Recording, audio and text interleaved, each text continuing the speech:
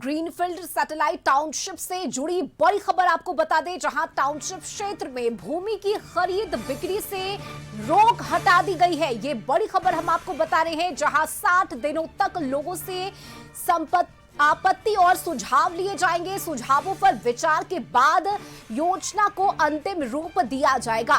नगर विकास मंत्री नीतीश मिश्रा ने इसकी जानकारी दी है।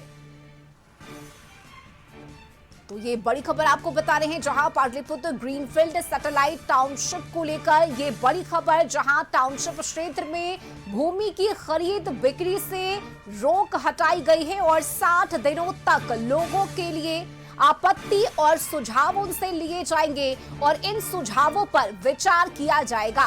इसके बाद इस योजना को अंतिम रूप दिया जाएगा और इस बात की जानकारी खुद नगर विकास मंत्री नीतीश मिश्रा ने दी है।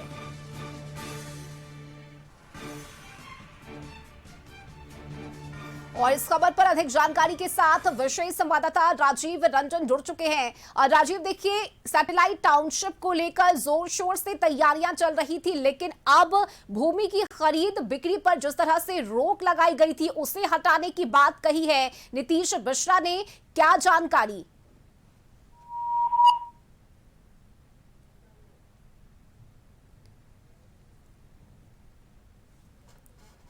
तो देखिए, ये बड़ी खबर आपको बता रहे हैं और इस खबर पर जानकारी लेंगे अपने संवाददाता से। और फिलहाल इस वक्त हमारे साथ ब्यूरो चीफ संजय जुड़ चुके हैं, उनसे समझ लेते हैं इस पूरी खबर को। संजय, देखिए, जिस तरह से जमीन की खरीद बिक्री पर रोक लगाई गई थी उसे अब हटाने की बात सामने आ रही है। 60 दिनों तक लोगों से इस पर आपत्ति और सुझाव भी मांगे जाएंगे। उन सुझावों पर भी राय विचार किया जाना है। उसके बाद इस योजना को अंतिम रूप दिया जाएगा और ये बहुत बड़ा फैसला है सरकार का। संजय, क्या जानकारी इस पूरी खबर को लेकर? जी बिल्कुल, देखिए रश्मि, आप तात्कालिक तौर पर ही देखिए 60 दिनों तक सुझाव और आपत्ति भले ही मांगी गई हो, लेकिन एक बहुत बड़ा राहत भरा ये फैसला है। बिहार सरकार ने पाटलिपुत्र ग्रीनफील्ड सैटेलाइट टाउनशिप परियोजना को लेकर ये स्टेप लिया है। नगर विकास एवं आवास विभाग की तरफ से जो जानकारी मिली है, बिहार शहरी योजना एवं विकास बोर्ड की 14वीं बैठक में फैसले के आधार पर Pataliputra greenfield satellite township Patna के विशेष क्षेत्र के लिए विकास योजना 2047 को नोटिफाइड कर दिया गया है। इस फैसले के साथ ही टाउनशिप क्षेत्र में भूमि की खरीद बिक्री एवं हस्तांतरण पर लगी रोक भी समाप्त कर दी गई है। नगर विकास विभाग के मंत्री नीतीश मिश्रा हैं और उन्होंने जो जानकारी दी है उसके अनुसार विकास योजना के प्रारूप का राजपत्र गजट में प्रकाशन भी कर दिया गया है। इसके तहत 60 दिनों तक आम लोगों से, भूमि स्वामियों से और अन्य हितधारकों से आपत्तियां एवं सुझाव आमंत्रित किए गए हैं।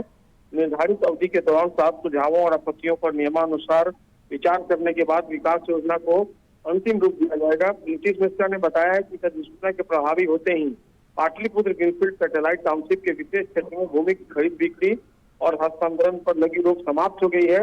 इससे क्षेत्र में निवेश, निर्माण गतिविधियों और योजनाबद्ध विकास को नई गति मिल सकेगी।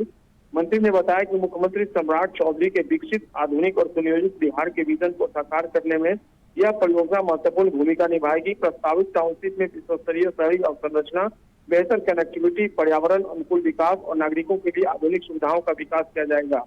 मंत्री ने यह भी बताया कि यह फैसला क्षेत्र के सुव्यवस्थित और नियोजित शहरी विकास को बढ़ावा देने के साथ साथ नागरिकों एवं निवेशकों को पारदर्शी और स्पष्ट नियोजन व्यवस्था उपलब्ध कराने की दिशा में अहम कदम है। राज्य सरकार आधुनिक, समावेशी और सतत शहरी विकास को बढ़ावा देने के लिए प्रतिबद्ध है, ताकि भविष्य की आवश्यकताओं के अनुरूप पटना महानगर का संतुलित और योजनाबद्ध विस्तार सुनिश्चित किया जा सके। तो निश्चित तौर पर एक बहुत बड़ा राहत भरा फैसला हम लोगों के लिए, जो पाटलिपुत्र टाउनशिप एरिया से कनेक्टेड है।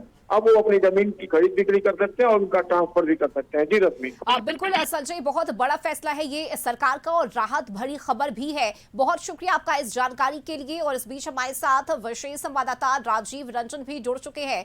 राजीव, देखिए, मंत्री नीतीश मिश्रा की तरफ से इस बात की जानकारी दी गई है, टाउनशिप क्षेत्र में भूमि की खरीद बिक्री से जो रोक लगाई गई थी उसे फिलहाल अब हटा दिया गया है और बहुत बड़ी राहत है लोगों के लिए। राजीव जी देखिए, ये पाटलिपुत्र ग्रीनफील्ड सैटेलाइट विकास योजना के तहत ये निर्णय लिया गया था, लेकिन अब जो है कि ग्रीनफील्ड सैटेलाइट टाउनशिप की विकास योजना 2047 जो है वो प्रारूप अधिसूचित भूमि क्रय विक्रय पर लगी रोक हटा रही है।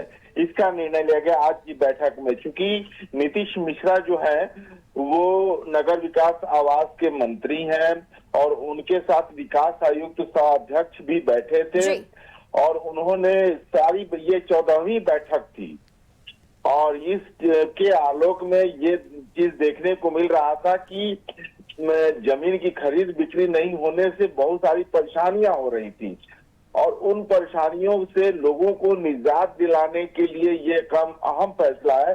क्योंकि ये ग्रीनफील्ड टाउनशिप सैटेलाइट टाउनशिप के तहत जमीन पर अधिकार पहला बिहार सरकार का होता है, लेकिन जो प्राइवेट जमीन होती है, आम लोगों की जमीन होती है, उनके खरीद बिक्री नहीं होने से आम जनों को ज्यादा परेशानी होती थी।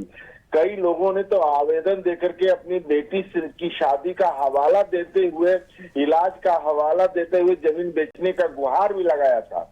इन सब चीजों को देखते हुए ये बहुत बड़ा फैसला है और निश्चित रूप से बिहार सरकार इसके लिए उनका स्वागत योग्य कदम है। बिल्कुल राजीव, स्वागत योग्य कदम है इसका और राहत भरी खबर भी है। बहुत शुक्रिया आपका इस जानकारी के लिए।